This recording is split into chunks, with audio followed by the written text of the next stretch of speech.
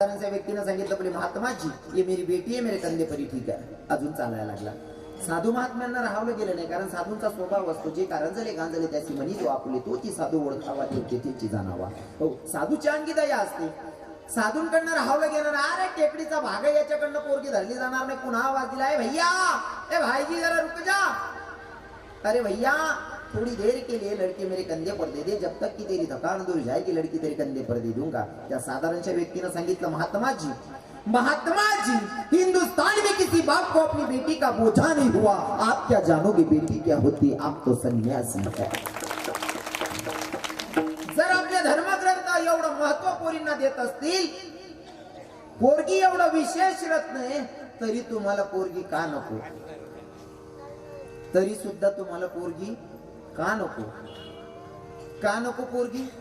फक्त एवढ्यासाठीच पोरगी नको, हुंडा द्यावा लागत होता. पोटातल्या पोटात मारल्या गेल्या पोरी. आज मला सांगायला आनंद होतोय की माझ्या मुलीचा आज प्रथम वाढदिवस आहे, म्हणून मला मुलगी सांगायला आवडते. पोटातल्या पोटात पोरी कापल्या आणि नेमकं नुकसान कोणाचं झालं? आता आपल्याच पोरांना बायको भेटत नाही ना, नुकसान कोणाचं आहे? आता काही लोक आम्हाला पण बायोडाटा देतात, महाराज आपला पोरांसाठी पोरगी दे का, ते कीर्तने बंद करते पुन्हा पोरांचे पुरी दे करते. हे नुकसान कोणी केलं? स्वतःहून आपण करून घेतलंय. बरोबर आहे की नाही? हो महाराज, पोटातल्या पोटात पोरी कापल्या. हो, पोटातल्या पोटात पोरी कापल्या म्हणून आता इथलं तोलतोल जायला पोरीवाला इथलं तोलतोल जायचे हिशोबना बाहेर. नाही ते पहिले पोरी जास्त पोरे कमी होतात. पहिलेच सांग मी, एक म्हातारा दोन बायका करे. सासू पुढे जर सुनबाई एक बी शब्द बोले तरी सासू सुनबाई सांगे, वाजा नको वाजवा, नाही ते मन आठवले दुसरी करलाय सू.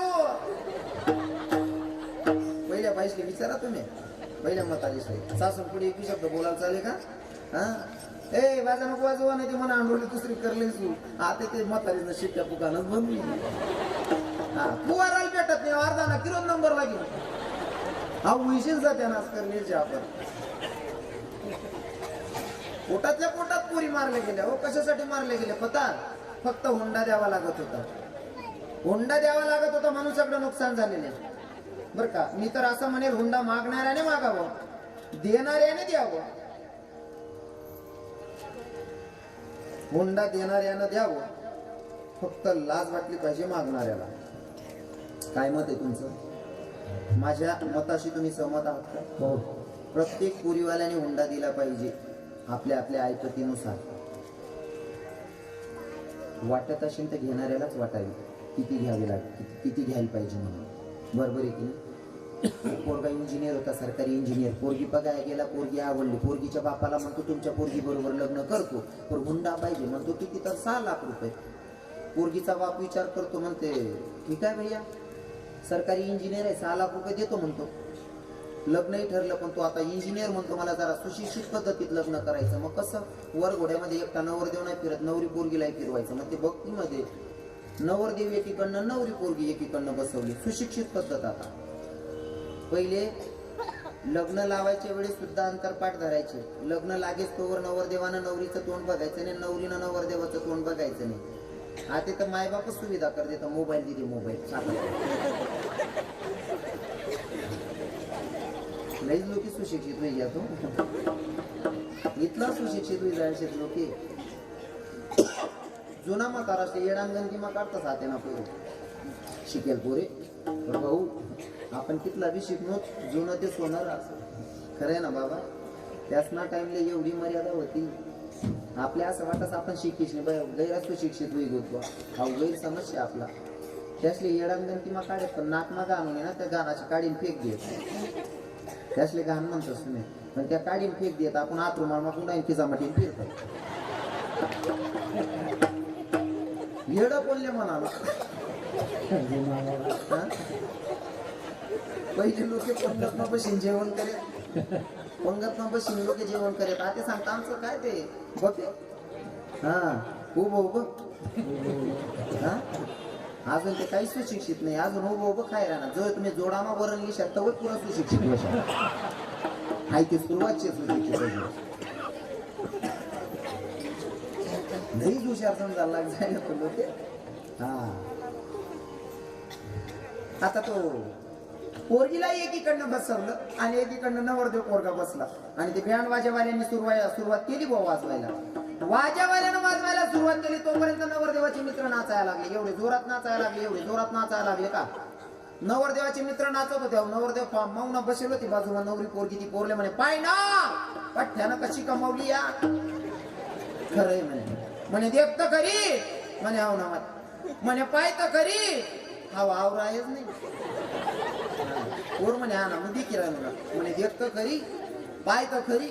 पोर म्हणे हाव काय आवराव म्हणे धनी तुम्हाला तुमच्या मायच्या गड्याची शपथ खरं खरं सांगा एवढा पोर कस काय नाची राहणार. तो म्हणे तू आता शपथ घाली सांगणंच पडेल सांगावंच लागेल. काय नाही म्हणे सोपं आहे म्हणे कसं म्हणे कोणले 20 ने कोणले 50 ने कोणले 100 ने पाहिजे का कुठंच म्हणे त्यांनी तात्यालाच ना माहिती. मग चोपडा बाग ना पोरी नाही तू इथला वाय बाग तुमच्याकडे नाही ती पद्धत ज्यांगर ना खोका त्यांगर ना बोका नाही ना. सर्व लोक चांगला आहे तिकडनं सर्व पोरी चांगला ऐका. पोरगी म्हणे खरं सांगा एवढे पोरं कसं काय नाचतात म्हणे. काही नाही कोणाला 50ची कोणाला 20ची कोणाला 100ची 5 लिका नाचतात म्हणे. ते पोर हुशार होते म्हणे धनी म्हणे काय 20 रुपयामा 50 रुपयामा 100 रुपयामा एवढा उन्हाळा मग कुदाड राहणार म्हणे. हा मग मन बापनी 6 लाख रुपये दिलेत मी किती गोमालसो म्हणे. म्हणून सांगतो घेणाऱ्याने देत जाऊ वाटत असेल तर घेणाऱ्याला वाटू द्यावी. जास्तीत जास्त उंडालेले आज सुद्धा संध्याकाळी कांदा टमाटा खिचडी कापी दिला ना. फरक इथला आहे कोणा दरवाजा उघडा राहायची मित्र शेत केली ना बाकी ना हुशारी मग दरवाजा बंद करून कापतो सापडतात नाही. पण परिस्थिती जे सारखीच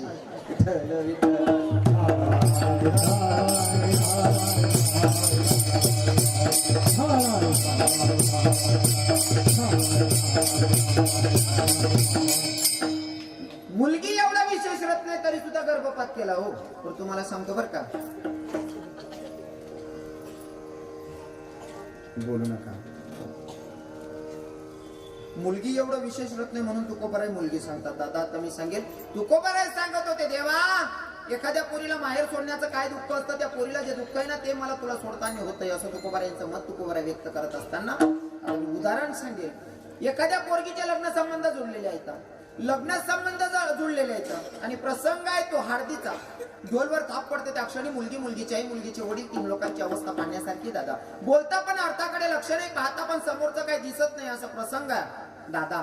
आणि तशा प्रसंगाला एखाद्या व्यक्तीनं मंडपात सांगावं नवरीच्या बापाला का हो दादा आपल्याला मंडपामध्ये एखादी वस्तू कमी पडायली तेवढी वस्तू या घेऊन या ना घरातून. आता घरात कोणती वस्तू कुठे माणसाला माहिती नसतं म्हणून बायकोला शोधतोय बायकोला पाहतोय. किचन रूम मध्ये पाहतो बाई दिसत नाही. हॉल मध्ये पाहतो बाई दिसत नाही. बेडरूम मध्ये पाहतो बाई दिसत नाही. बाई गेली कुठं तर बाई अंधाराच्या एका कोपऱ्यामध्ये रडत होती. जवळ गेला मालक आणि पत्नीला शोधतोय. पत्नी रडते. जवळ गेला म्हणले काग काय झालं काहून रडायलीस म्हणले काय नाही होत. ए तू रडतेस खोटं कशाला बोलते रडते ना तू नाही होत. अगं तुझा मंडपात कुणी अपमान केला का काहून रडते म्हणले नाही होत. तुला कुणी काही बोललं का म्हणले नाही होत. मग तू का रडते नाही होत मी रडत नाही. ए वेडी अगं मी तुझा पती आहे मला सांगणार नाही कोणाला सांगणार आहे काहून रडायलीस म्हणले सांग ना. बाईच्या डोळ्यात अश्रू होते. बाई सांगत होती धनी खरं सांगू का दिदीला हळद लागली ना धनी तेव्हापासून दिदी सारखी रडते हो. फक्त तिच्या जवळ जाऊन तिला समजावून सांगा का बेटा तू रडू नकोस म्हणून.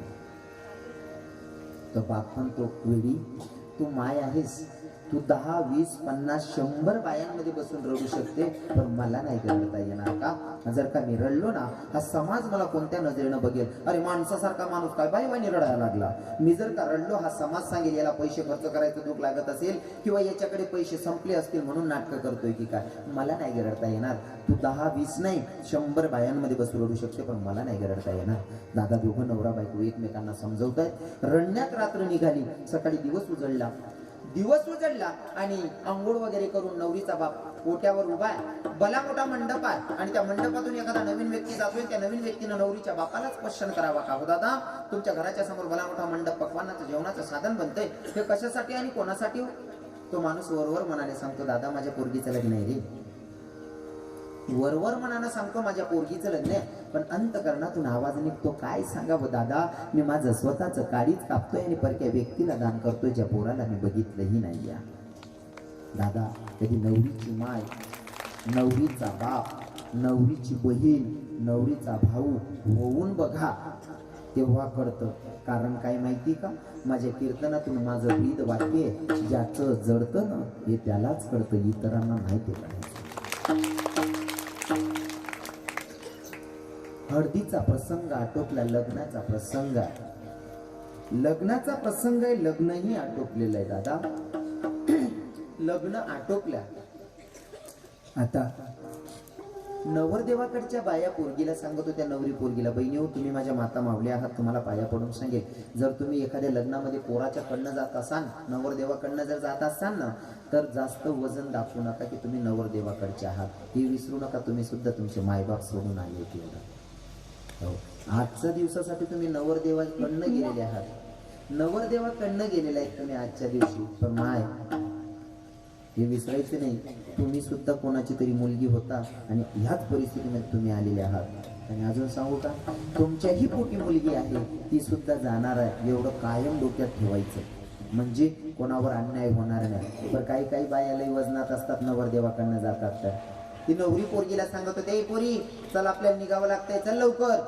पोरगी म्हणते, आत्या तुमच्या सोबतच येते, तुमच्या सोबतच येते आत्या, पण यायच्या आधी एकदा माझ्या माईला भेटते ना आत्या. दादा, पोरगीनं बॅग भरलेली आहे, समधे नातेवाईक उभे आहेत मंडपामध्ये. पोरगी जाऊन आईच्या गड्याला मिठी मारते, आईच्या गड्याला मिठी मारते आणि आईला समजवते. दादा ऐका ना, ज्या पोरीला आपण जन्माला घालतो ना, ज्या पोरीला आपण जन्माला घालतो ना, ती कधी आपली माय होते आपल्या लक्षात पण येत नाही. पोरगी मायबापांना माय बनवून समजवते, मायला पोरगी समजवते, आई मी तर चालली ग बाई सासरी, पण आई ऐक ना, माझे वडील जर का तुझ्यावर रागवले ना, माझ्या बापाच्या बोलण्याका नको जाशील गे. का? कारण माझ्या बापाला बाहेरचा व्यवहारही सांभाळावा लागतो, घरातलंही टेन्शन असतं. न कळत जर का माझा बाप रागवला तर माझ्या बापाला समजून घेशील ग बाई. माय पोरीला सांगते, बेटा जा, दिल्या घरी सुखीरा सासू सासऱ्यांना आई वडील समज, असं कोणतंच काम करू नको ज्याच्याकडून आमची मान खालती जाईन, असं वागून दाखव, तुझ्याबद्दल आम्हाला स्वाभिमान वाटला पाहिजे. दादा, मायला भेटलं गेलं, मंडपाच्या कोपऱ्याला चिमुकली बहीण उभी आहे, बहिणीच्याकडे धाव घेते, बहिणीच्या गड्याला मिठी मारते आणि लहान्या बहिणीला सांगते, दीदी सारखी सारखी सावली सारखी माझ्या मागं पुढे हिंडायची राणी, जर का तुझी आठवण आली ना बाई, तर हातात घास, हातात घशात घास, घशातच राहील गे दीदी, कशी जगेल मी तुझ्या वाचून. दादा, बहिणीला भेटलं गेलं, मंडपाच्या कोपऱ्याला भाऊ उभा, भावाच्याकडे धाव घेते, भावाच्या गड्याला मिठी मारते, भावाला सांगते, दादा माझ्याकडनं जर तुला मारलं गेलं असेल ना राजा, तर या बहिणीला माफ कर रे राजा. तो भाऊ म्हणतो, ताई तू मला मारलं ना बाई, मी त्या क्षणी विसरलो, पण ताई ऐक ना, तू एक घर सोडून जाते ना, या घराचा एक एक काना न कोपरा तुझी वाट बघेल ग ताई, का तू फिरून कधी येतेस म्हणून. दादा, तो मंडपातला भाऊ सांगत होता, ताई तू फिरून कधी येशील, या घराचा एक एक काना न कोपरा वाट बघेल. कदाचित त्या भावाला माहिती होतं माझी बहीण कधीतरी फिरून येईल, म्हणून या घराचा एक एक काना न कोपरा वाट बघेल असं वाटत होतं. माझ्यासारख्या दुखावलेल्या अंतकरणाचा भाऊ आज 9 वर्षापासून वाट पाहतोय.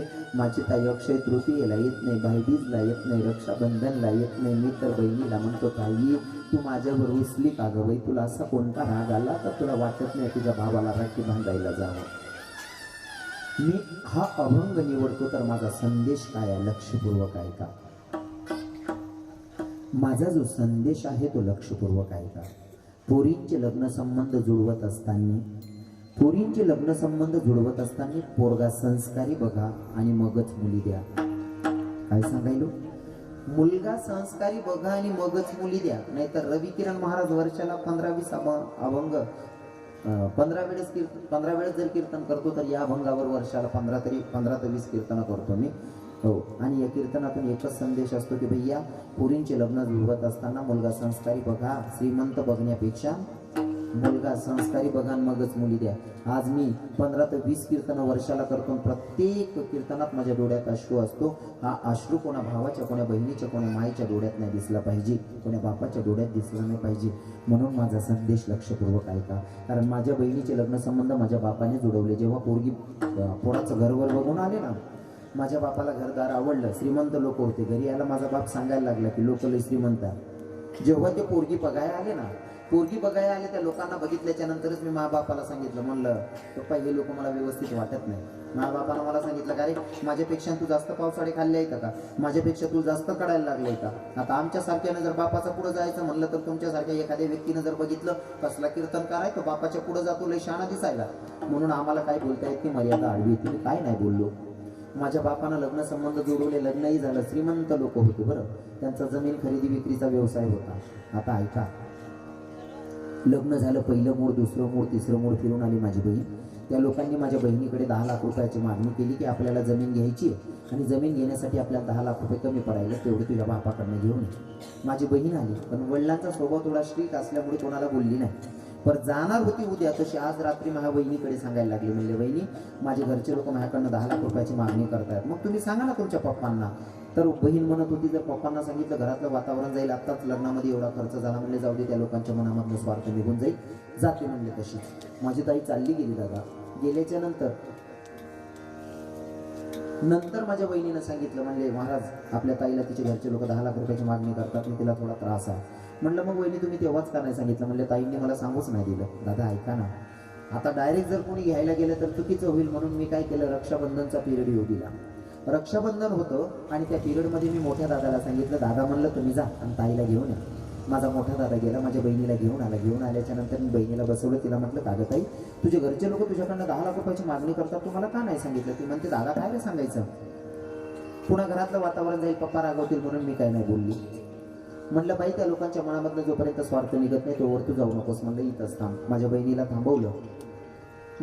थांबवलं, थोडे दिवस थांबली. पण दादा कर्म घेती झोले तेथे कोणाचे ना झाले, कर्म घेती झोले तेथे कोणाचे ना झाले. त्या प्रसंग तसे घटना, मी होतो गुजरातमध्ये कीर्तनाला, माझा दादा ड्युटीला होता, माझे वडील बाहेर गावी होते आणि मागे तिच्या मालकाचा फोन आला. तिला सांगितलं की तू आत्ताच्या आत्ता निघून ये, माझ्या मायची तब्येत सिरियस आहे. माझ्या बहिणीनं मला फोन केला, म्हणले दादा तुझ्या दाजींचा फोन आला, मला जावं लागतं. म्हणलं नको ग जाऊ. ती मला म्हणली दादा माझ्या सासूची तब्येत सिरियस आहे आणि तशा प्रसंगाला जर मी नसले तर लोक मलाही बोलू देणार नाही, मला जावं लागेल. माझ्या डोळ्यात अश्रू होते. तिला सांगितलं बाई तुझा संसार आहे, तुझं जीवन आहे, तुला घ्यायचा तो निर्णय तू घे, आता मी काही नाही बोलू शकत. माझ्या बहिणीनं बॅग भरली, माझी ताई चालली गेली. दादा माझी बहीण गेल्याच्या नंतर त्यांना राधामानं मस्त त्या दिवशी स्वयंपाक वगैरे करवला, जेवण वगैरे करून घेतलं आणि 11 साडे11 वाजेच्या सुमारास हळूच विषयाला सुरुवात केली. का गं पैसे आणलेत का. माझी बहीण म्हणते माझा लहान दादा कुठं गुजरातमध्ये कीर्तनाला गेलेला, माझा मोठा दादा ड्युटीला, माझे वडील बाहेर गावी गेलेले, तुम्ही मागे फोन केला माझ्या मायची तब्येत सिरियस आहे, मी तशीच निघून आली. म्हणले महाराज काही लोक स्वार्थापोटी त्रास देतात. 1-2 चापट मारले असते काही वाटलं नसतं, 1-2 चापट स्वार्थापोटी मारली असती काय वाटलं नसतं. त्यांना राधामानं मारायला सुरुवात केली. एवढं मारलं दादा. मारता माझ्या ताईची 2 हातही तोडले, 2 पायही तोडले.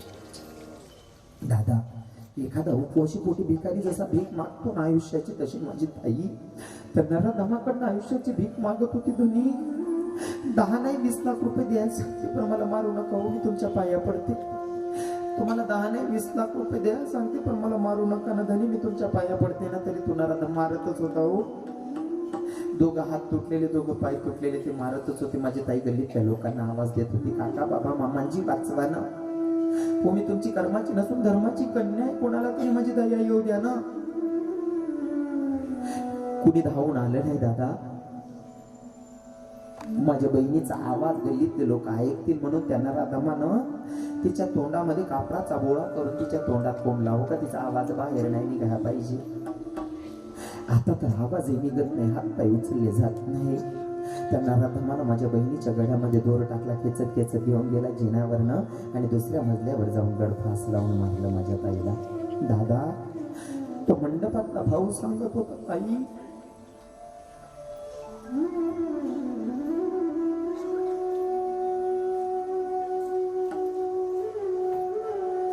मंडपातला भाऊ सांगत होता, ताई तू फिरून कधी येशील या घराचं एक कानानं कोपरा तुझी वाट बघेल. माझ्यासारख्या दुखावलेल्या अंतकरणाचा भाऊ 9 वर्षापासून वाट पाहतोय. माझी ताई अक्षय तृतीयेला येत नाही, भाईबीजला येत नाही, रक्षाबंधनला येत नाही. मी तर म्हणतो ताई तू माझ्यावर रुसली का ग बाई. प्रत्येक बहीण रक्षाबंधनला भावाला राखी बांधायला जाते, 9 वर्षापासून असा काय गुन्हा झाला? तू काय रुसवा धरून बसली का हाताची राखी बांधायला येत नाही? दादा एकच सांगेल, पोरींचे लग्न संबंध जुळवत असताना श्रीमंती नका बघू, संस्कार बघा मग मुली द्या. तो मंडपातला भाऊ सांगत होता, ताई फिरून कधी येशील म्हणून या घराचा एक कानानं कोपरा तुझी वाट बघेल. भावाला भेटलं गेलं. मंडपाच्या शेवटच्या कोपऱ्याला बाप उभा होता. आणि तुम्हाला सांगू का, मुलगीचं विशेष प्रेम मायपेक्षा जास्त बापावर असतं. बापाच्याकडे पोरगी धाव घेते, बापाच्या गड्याला मिठी मारते. बघा, ज्या पोरीला आपण जन्माला घालतो ना, ती आपल्याला समजवते आपली माय बनून. बापाची सुद्धा माय बनते मुलगी. हो, बापाला समजवते, पप्पा मी तर चालली हो सासरी, तर पप्पा ऐका ना, तुम्ही जेव्हा जेव्हा माझ्या मायवर रागवताना, जेव्हा जेव्हा तुम्ही माझ्या मायवर रागवताना, माझी माय एका कोपऱ्याला बसून रडते. हो पप्पा नका रागवत जाऊ. जोपर्यंत मी होती तोपर्यंत तुम्हा दोघांना समजवायची, पण मी नसल्यावर तिला कोण समजवणार आहे? पप्पा माझ्या मायला समजून घेशाल. मी होती ना, तुम्हा दोघांना समजवायची. तुम्ही जेव्हा जेव्हा माझ्या मायवर रागवताना, माझी माय 2-2 दिवस जेवण करत नाही. हो, खूप त्रास करून घेते. मी होती तर तिला समजवायची, मी होती तर तिला समजवून जीव घालायची. मी नसल्यावर माझ्या माईला कोण समजणार आहे? पप्पा मी तुमच्या पाया पडते, नका रागवत जाऊ माझ्या माईवर. आज जसं मी तुमचं घर सोडून जाते ना, तशीच माझी माय सुद्धा तिच्या मायबापांना सोडून आली. हो पप्पा नका रागवत जाऊ तिच्यावर. महाराज तो बाप पोरीला सांगत होता, बेटा तू म्हणते तसंच तुझ्या शब्दाच्या बाहेर राहणार नाही, तर बेटा ऐक ना, दिल्या घरी सुखी राहा, सासू सासरा नाही वडील समज. असं कोणतंच काम करू नको ज्याच्याकडून आमची मान खालती जाईल. असं वागून दाखव, तुझ्याबद्दल आम्हाला स्वाभिमान वाटला पाहिजे. दादा, मायला भेटलं गेलं, बहिणीला भेटलं गेलं, भावाला भेटलं गेलं, बापाला भेटलं गेलं. मंडपाच्या बाहेर बैलगाडी उभी होती. बैलगाडीमध्ये पोरगी बसली आणि बसलेल्या बायांना सांगत होती, आत्या ते घर दिसतंय ना काही, ते माझ्या बापाचे. बैलगाडी पुढे चालत होती, फिरून पोरगी मागं बघत होती. का? कारण हे माहेर माझ्यासाठी परक होणार आहे. एकदाच मला बघून घ्यायचं डोळे भरून, कारण हे माहेर मला आता परक होणार आहे. दादा, बैलगाडीमध्ये बसलेली पोरगी, बैलगाडी पुढे चालते, पोरगी फिरून मागं पाहते.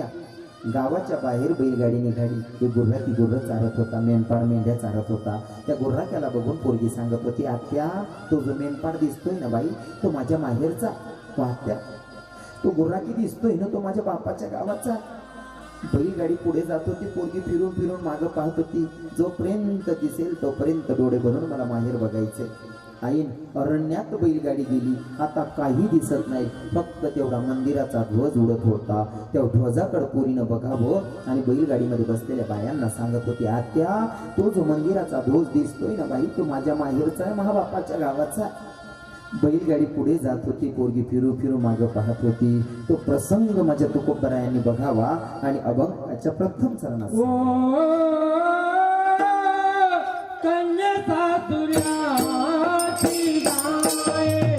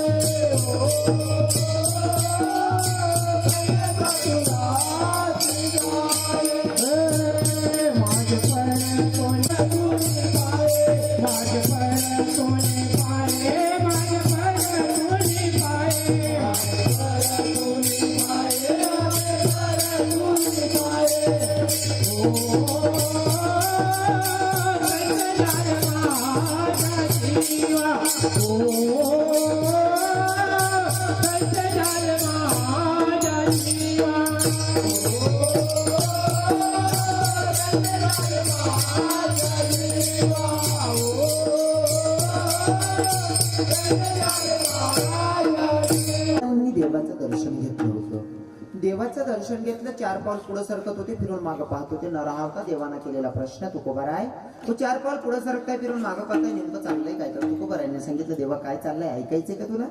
एखादी मुलगी माहेर म्हणून सासरी जाते ना, त्या सासरी जाणाऱ्या पोरीला जसं माहेर सोडू वाटत नाही ना, अगदी रे अगदी माझी गत्य पोरी सारखी. तर कोणासारखी सांगितली? कन्या सासुर शिजाये मागे. ती पोरगी जशी फिरून फिरून मागे पाहते ना माहेर सोडताना, अगदी त्या पोरीसारखी माझी गत आहे, असं तुकोबाराय म्हणत होते.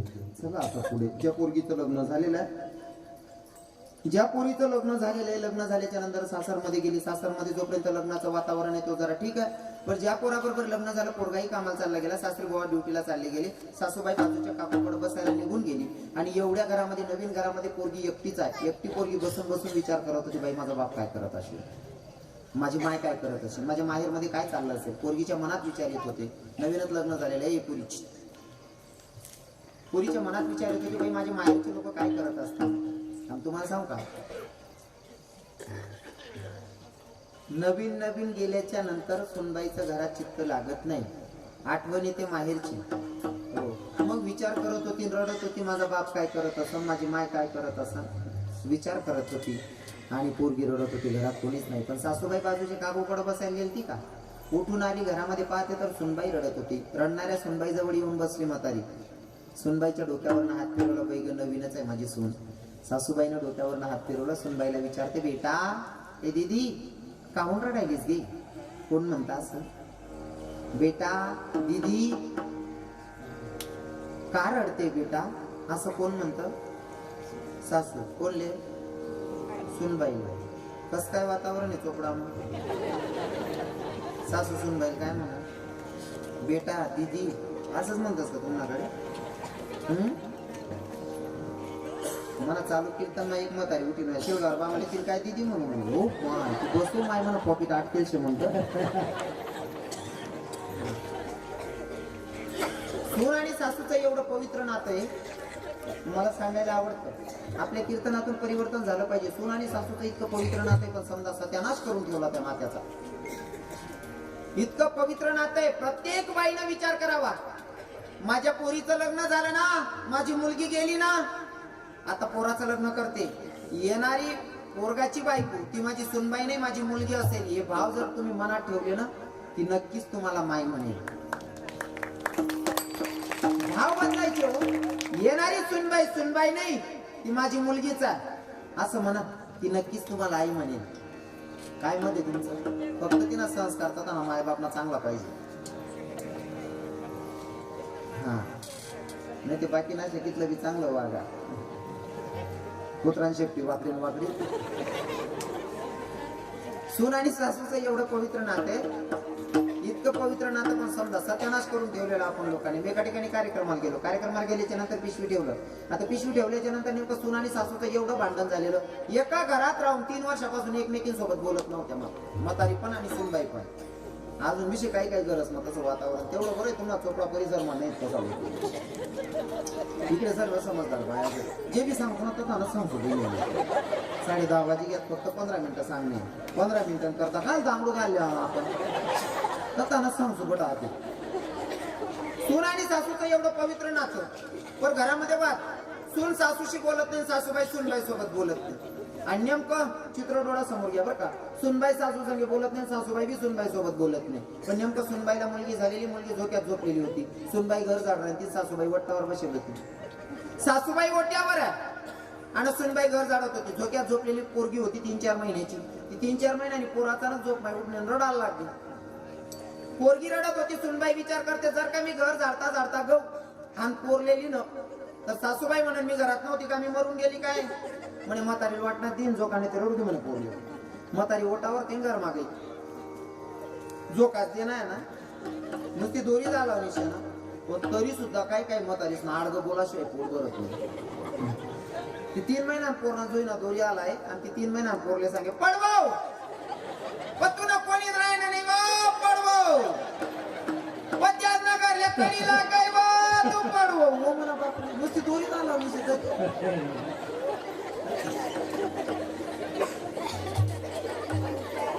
सुनबाई म्हणे तू ताबा माहिती बजाडले म्हणून ताबा म्हणे का देखच म्हणे. आता सुनबाईनं घर जाणं होई गे. हातात केरसोनी होती, केरसोनी फेकली आणि झोक्यातून पोरीला घेतलं, दूध पाजायला बसली. ए पुराव, अरे ए भाऊ आवराला तुम्ही जरा शांत बसा रे. तसले कवय ना आवरी राही आवरायला राही ना त्याच नाही दोष नाही हो. डोकंच चालत नाही आता ना पुरेच नाही, कारण डोकं चालासाठी चांगलं खाणं पडत. त्याले सकाळ माझी खिचडी शाळा मा गरीबी माय खिचडीच खावाळा तिथं डोकं चालून जायचं. डोकं चालासाठी चांगलं खावायला पाहिजे. पहिला म्हातारा कसं राहे या दिवस म्हणजे वाडा मा उडीची दाय बिन जाडते त्याशी माय उडीची दाय खावाडी कच्ची नाही ते मग भाकर तापलेली जाडी आणि तेल मा बिंजी आणि सकाळ मग पोरेचे खावाडे. पहिलं खाणं असं होतं. हा ते हे झोप माय उठणार का चादर माय नुसतं तोंड उचकावतं तरी माव माल पाव हो माव माल पाव. अरे तू पाव काय काय आत पाव वही घ्या रे काका. अरे तू भाजी बा करना काला खा रे ओ पाव पाव काय काय आत पाव वही घ्या. आणि खिचडी. मी तर खरं सांगतो राजकारणाशी माझा काही एक संबंध नाही या, पण मला सांगायला आवडतं. राजकारणाशी माझा काहीच संबंध नाही, पण खिचडी बारामानी नरेंद्र साहेब मोदी साहेब असा नेता फेड दिना का नाही. हा पहिले खिचडी पाहुणचार म्हणीशीन भेटे आणि पहिले तांदूळ कमी राहे गरीबी राहे बाबा.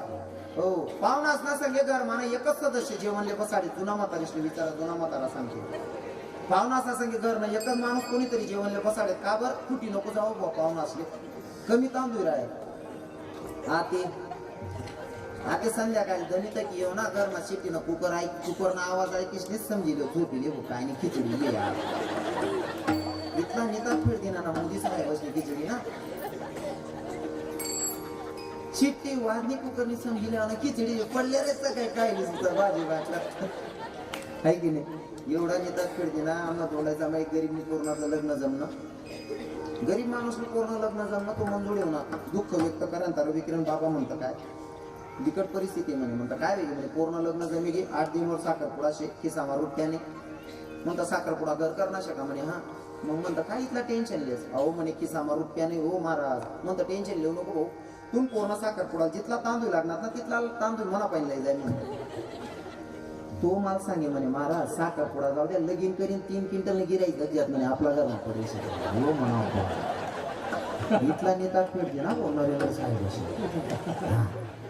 घरमा तांदूळच तांदूळ खिचडीच खिचडी जता त्या रात्री शिट्ट्याच फुकावतो मनीषीन त्याच्या चांगला खावाडाचा काही खात त्याचं डोकं चालत नाही.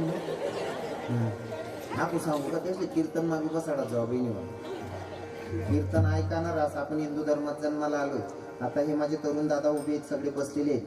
तरुण भावांना सांगेल तुम्ही कीर्तनाला आले दादा आलंच पाहिजे बरं का. कीर्तन काय साधारण नसतं. जर आम्ही थोडं झालर लावून सांगण्याचा प्रयत्न करतो पण कीर्तनाची मर्यादा काय ऐका. कीर्तन का ऐकलं पाहिजे आपली धर्माची संस्कृती दादा. कीर्तन करावं माझ्या तुकोबारायांनी. कीर्तनाची मर्यादा सांगायला तरुण दादांना कीर्तन करावं माझ्या तुकोबारायांनी. काय कीर्तन करावं माझ्या तुकोबारायांनी आणि कीर्तन ऐकावं राजे छत्रपती शिवरायांनी. ही माझ्या धर्माची संस्कृती आहे. राजे छत्रपती शिवराय सुद्धा कीर्तन ऐकत होते. आता 10वी 12वी वाला बी सांगतात आम्ही सुशिक्षित शेतच हो बाप्पा आटे आम्ही डिग्री जाडी जाडी शिल गेल रे पण 10वी 12वी करता पेट आड राहणार आहे ना कडावर दुकान लावणारा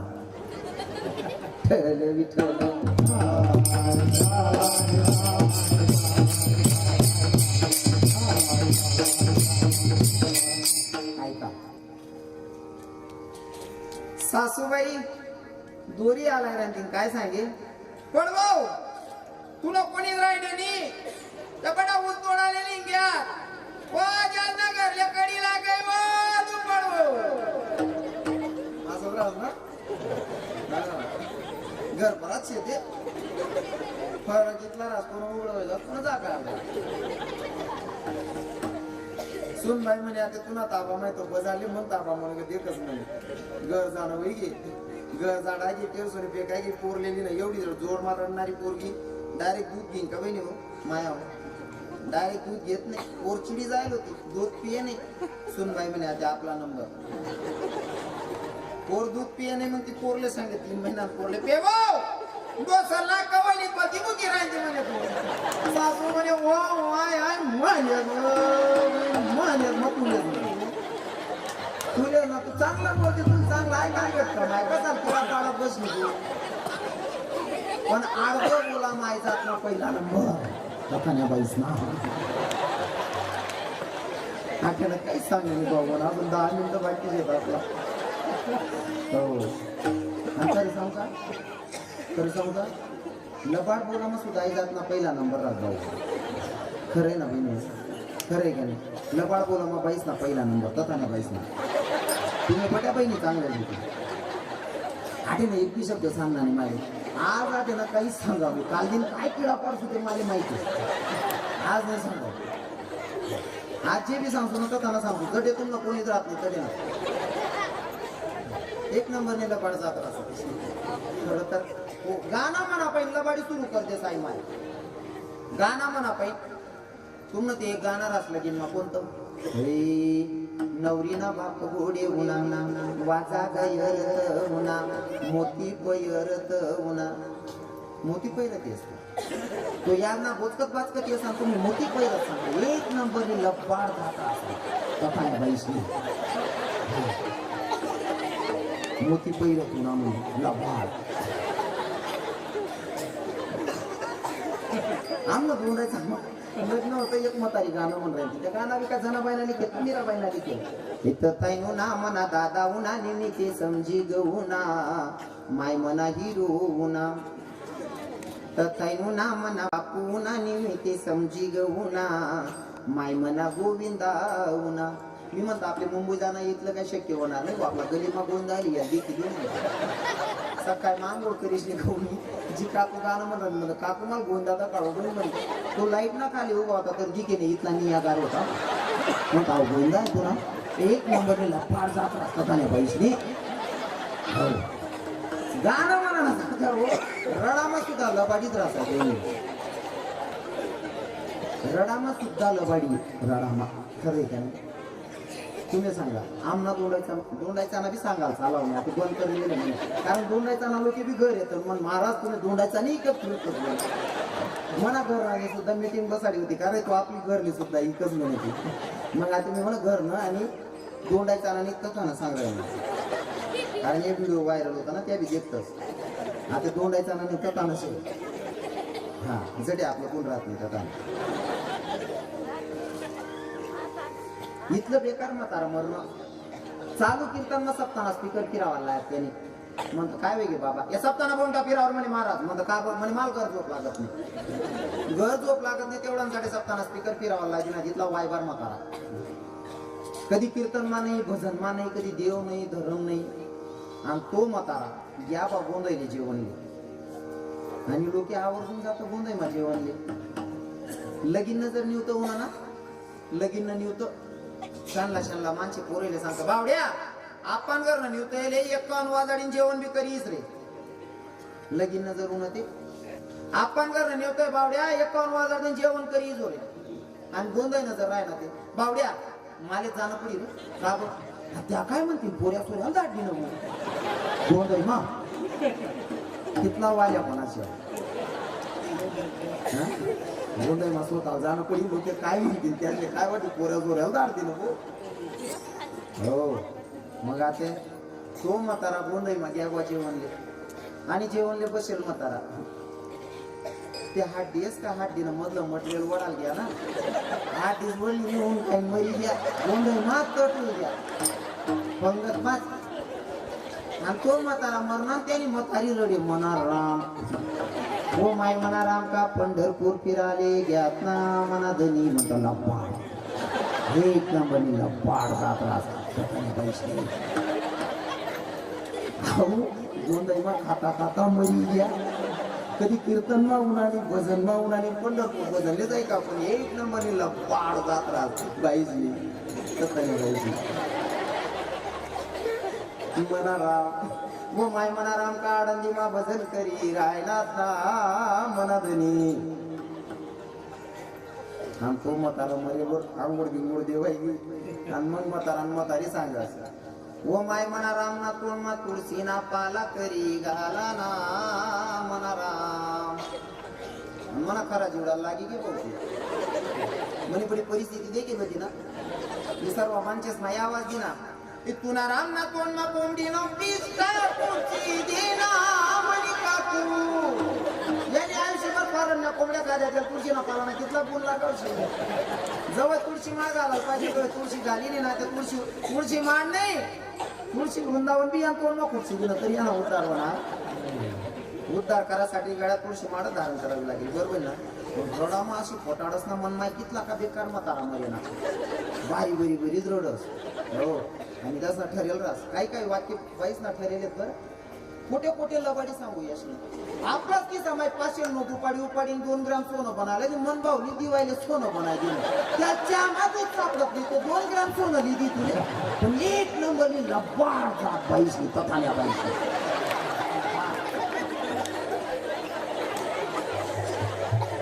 घर म्हणे काय की देस लबा आणि मन भावली 5000 ने साडी दिली जात मारा एक नंबर फार जात राहत पण तथाल्या बाईशी तुम्ही खूप चांगलं बाई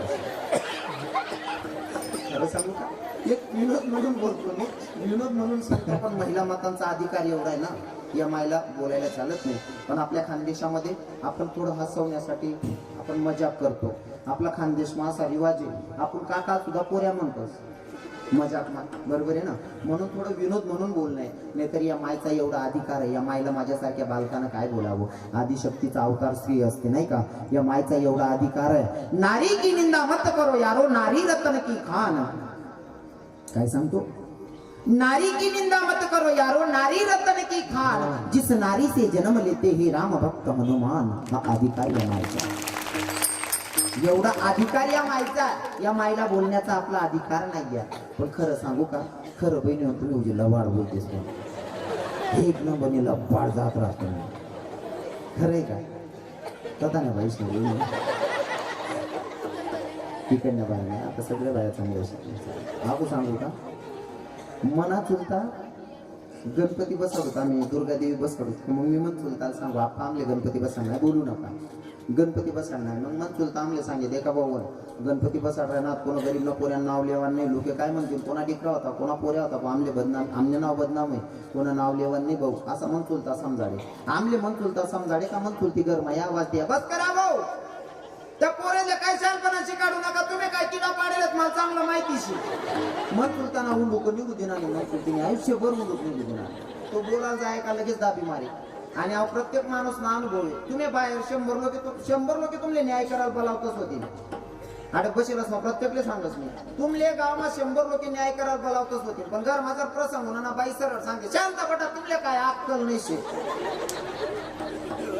खरंय का आपण सांगू का हो याचा ठरेल वाक्य आहे तशा प्रत्येक बाईनं वाक्य रस आहे तुम्ही कितला का चांगला वागतात ते तीच ना सांगे कान धान्य म्हणतो राही दुसरी राती ना काही निघी राती खरं ना बहिणी आई ठरेल वाक्य हो मन चुलतीने मन चुलताना उंडूक निघू दिला नाही चांगलं बी सांगायचं बस करावं नका किडा पाडावा तुम्ही काय किडा पाडायला मला चांगलं माहिती उंडूकच निघू दिला नाही मन चुलता मरणा बुवा आणि मन चुलती जवळी बसली मग रडी मना राम तुम्ही 2 शब्द चावी बोली घेतात ना मना दनी न्या तरी उठाते उठ म्हणता लब्बा तो जवळ चावी बोली तो त्याला उंडूक निघू देणार नाही आता मरेलोच चावी बोली येतात ना एक नंबरने लब्बाड जातात ना बाईशी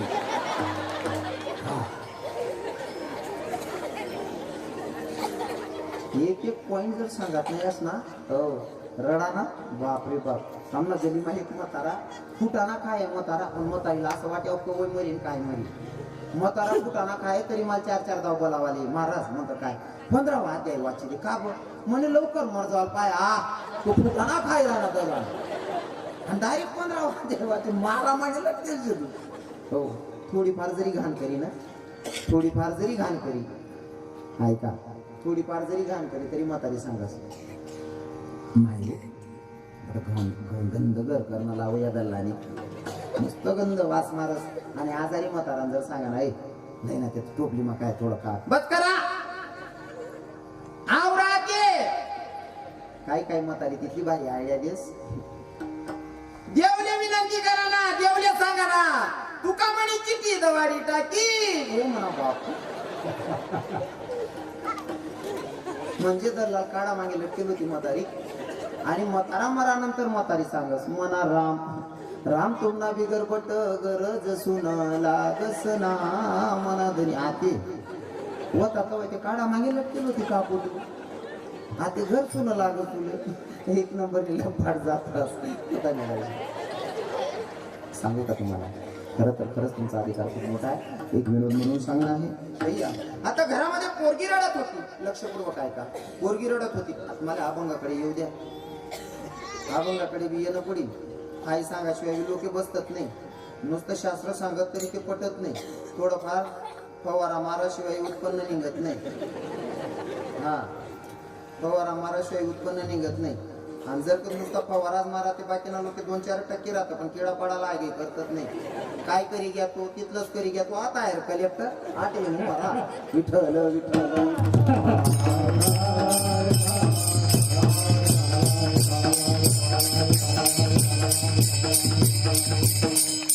भैया इतकं परिवर्तन होतंय आता.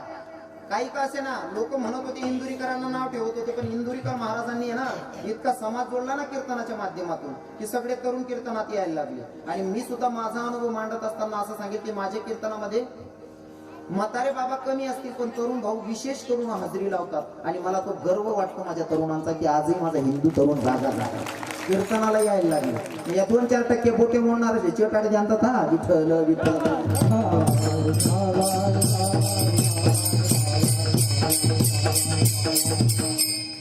घरात बसून पोरगी रडत होती. सासूबाई फिरून आली. फिरून आल्याच्या नंतर डोक्यावर हात फिरवला. बेटा ए दीदी काहून रडायलीस गई. पोरीने सांगितलं आत्या कारण ते सांगू का. जोपर्यंत बापाकडे होती माईकडे होती तोपर्यंत सकाळी सकाळी आंघोळ झाली की देवपूजा करायची. आईवडिलांचं दर्शन घ्यायची. सकाळी उठल्याच्या नंतर गरम चहा बनवायची. माझ्या बापाला चहा पाजायची. चहा झाल्याच्या नंतर नाश्ता द्यायची. नाश्ता झाला की लगेच स्वयंपाक करायची. मा बापाला जेव घालायची. आत्या जोवर मी होती तोवर मा बापाला चहा नाश्ता आंघोळीला गरम पाणी देत होती. आता मी निघून आली माझ्या बापानं जेवण केलं असन का. डोळ्याच्या समोर फक्त माझा बापच फिरतोय. कारण पोरगीचं विशेष प्रेम बापावर असतं. बरोबर आहे ना बहिणी हो. पोरगीचं विशेष प्रेम बापावर असतं. आत्याला सांगत होती सासूबाईला सांगत होती आत्या मला की नाही डोळ्याच्या समोर फक्त माझा बापच दिसतोय. अपेक्षा एकच आहे माझा बाप काय करत असेल माझ्या माहेरमध्ये. मी कधी जाईल आणि कधी माझ्या बापाला भेटेल.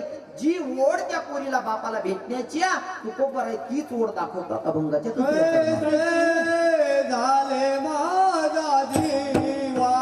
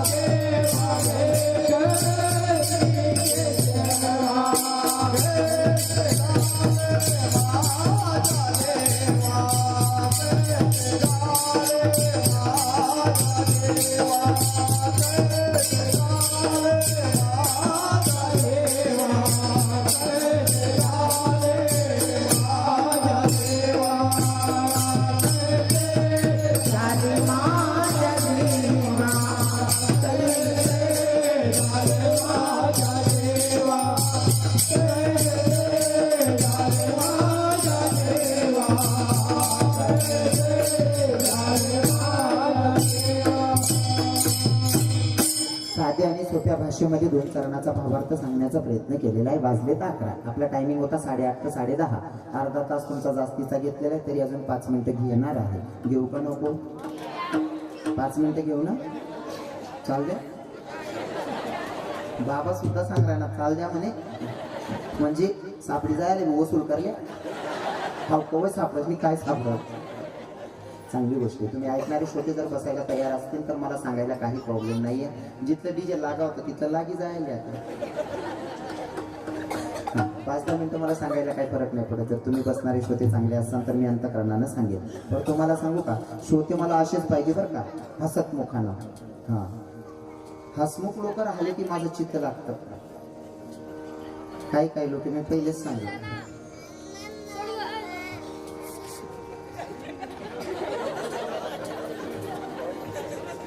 त्या बाबा सांगणार तू आवर म्हणजे चांगला नाही. चरणाचा भावार्थ सांगण्याचा प्रयत्न केलेला आहे. जास्त वेळ तुमचा घेणे नाही माझाही घेणे नाही. 5 मिनिटात सेवेला पूर्ण विराम असेल.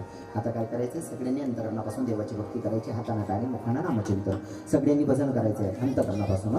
हरी हरी जय जय जय जय जय जय जय जय जय विठोबा तुम्हारी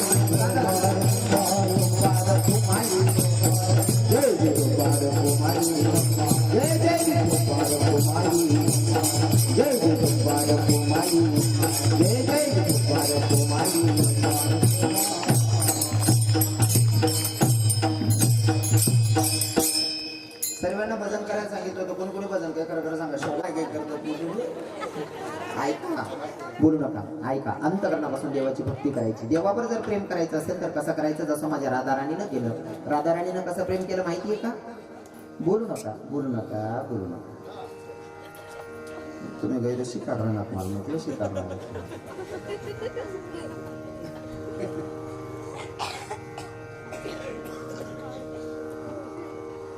ऐका देवावर प्रेम केलं माझ्या राधाराणीनं तसं प्रेम आपण सुद्धा देवावर करावं. किती प्रेम करावं किती प्रेम करावं. हे दीवानी मैं काना तेरी दीवानी हुई दीवानी मैं काना तेरी दीवानी हुई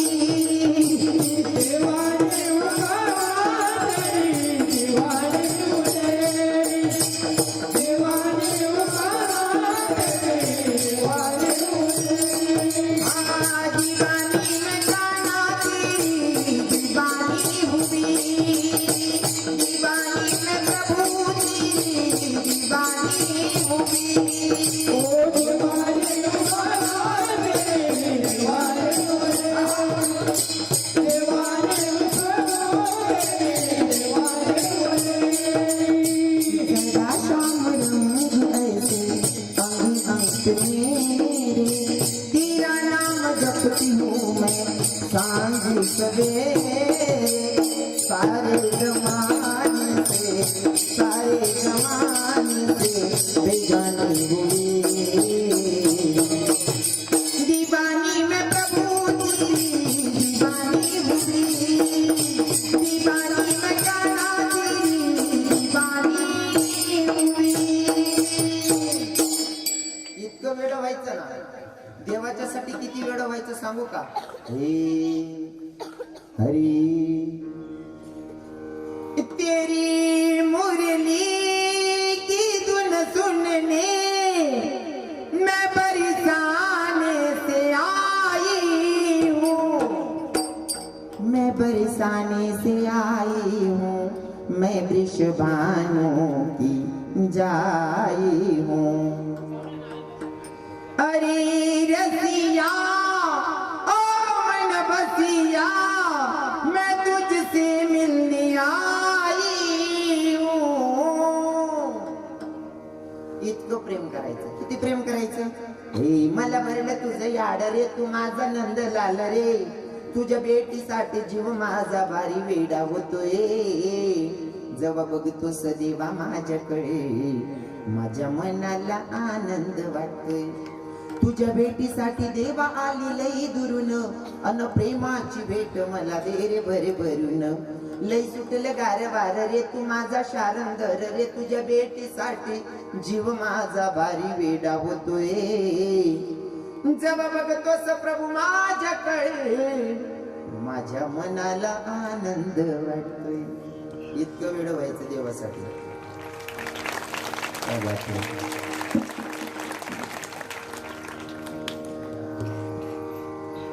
खरं तर भगवंतावर प्रेम करत असताना काही काही लोकांना वाईटही वाटत असेल। मी अजिबात चालींकडे लक्ष देत नाही। कदाचित मी सगळ्यांची माफी मागेल की मी कुठंतरी म्हणण्यामध्ये माझं नियमाचं उल्लंघन होत असेल। पण ना, शबरी मातेनं कोणताच राग नाही गायला हो, शबरी मातेनं कोणताच राग नाही गायला, पण जगाचा मालक तिला भेटण्यासाठी आला। फक्त तुमचा भाव चांगला पाहिजे, भगवंत भेटल्याशिवाय राग नाही। जुने लोक म्हणतात ना, जसा भाव तसा देव, नाही का?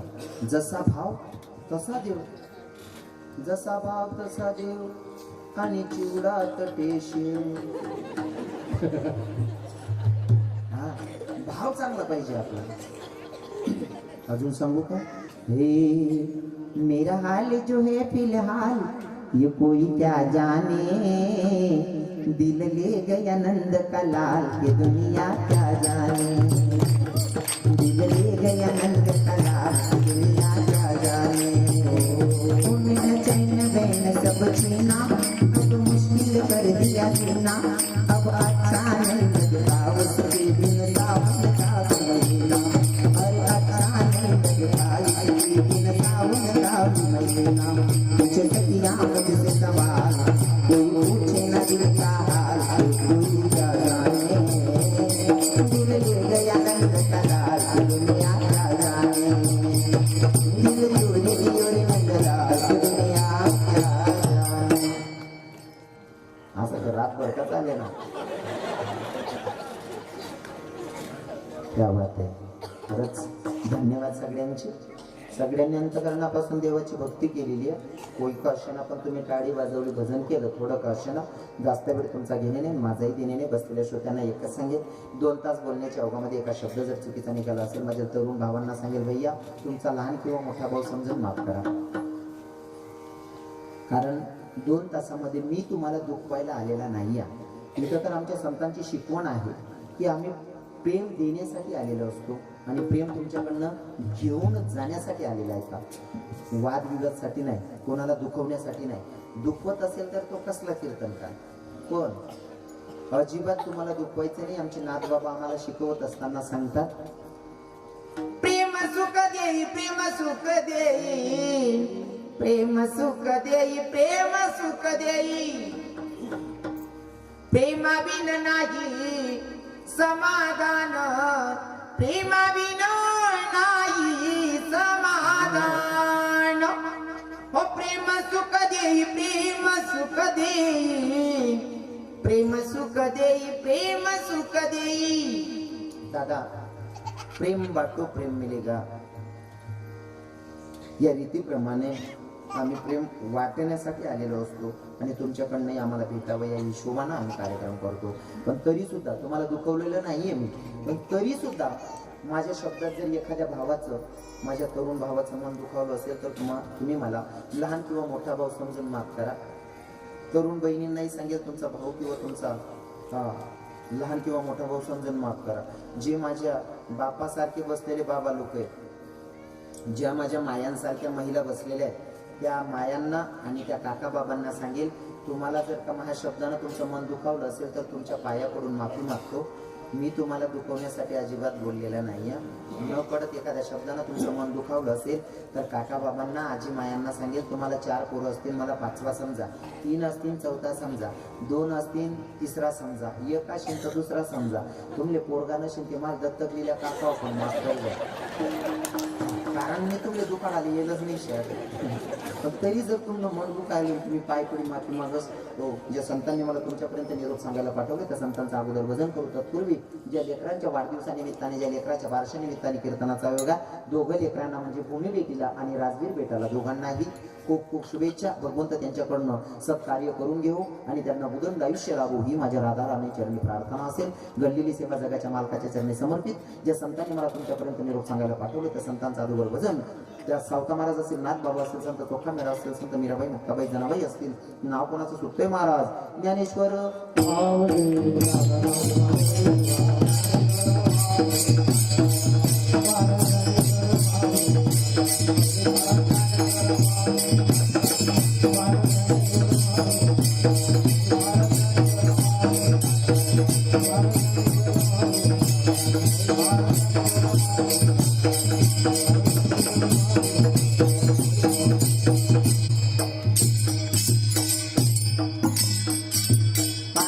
रडते माझे बाळताने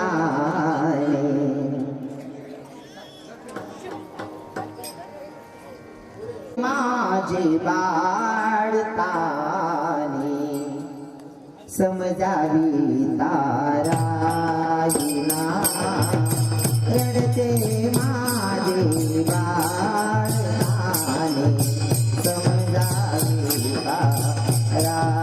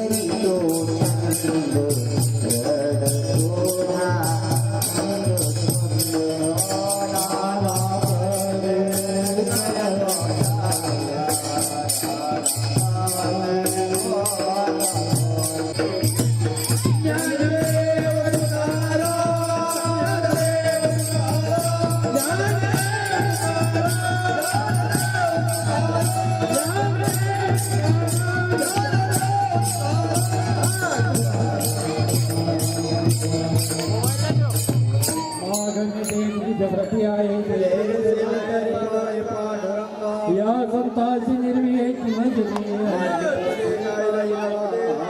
तुका म्हणे आता उदार तो संताची भजते तुझे काही न मागते ज्ञानदेव तुकाराम